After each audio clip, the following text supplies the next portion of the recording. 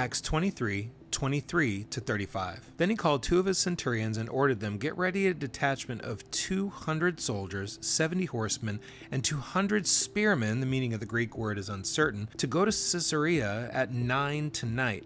Provide horses for Paul so he may be taken safely to Governor Felix." He wrote a letter as follows: "Claudius Lysias, to his excellency Governor Felix, greetings. This man was seized by the Jews and were about to kill him, but I came with my troops and rescued him, for I had learned that he's a Roman citizen. I wanted to know why they were accusing him, so I brought him to the Sanhedrin, and I found that the accusation had to do with questions about their law, but there was no charge against him that deserved death or imprisonment. When I was informed of a plot to be carried out against the man, I sent him to you at once. I also ordered his accusers to present to you their case against him." So the soldiers, carrying out their orders, took Paul with them during the night and brought him as far as Antipatris. The next day, they let the cavalry go with them while they returned to their barracks. When the cavalry arrived in Caesarea, they delivered the letter to the governor and handed Paul over to him.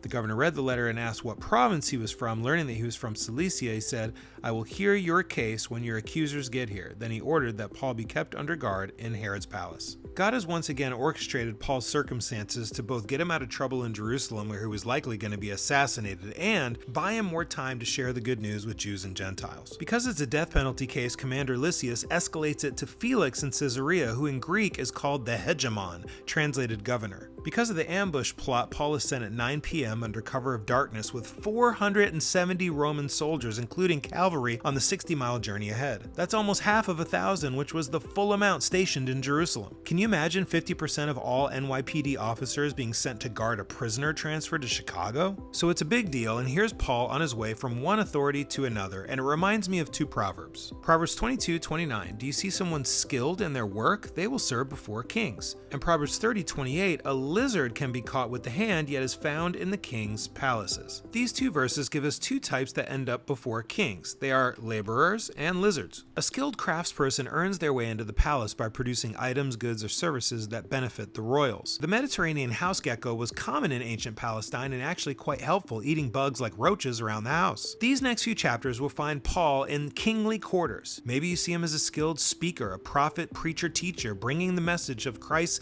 good news to the bourgeois of society. Or maybe he's a house lizard who has snuck his way into the palace and is now looking to clean that house and see what roaches can be exposed and exterminated. Either way, the author wants us to know he's in the door. How does this relate to us? Well, many of us have found our ways into spaces of great privilege. We work at successful companies, rub shoulders with the influential, and have proximity to power. So whether you're a laborer or a lizard, the question is, now that you're in the door, what are you going to do?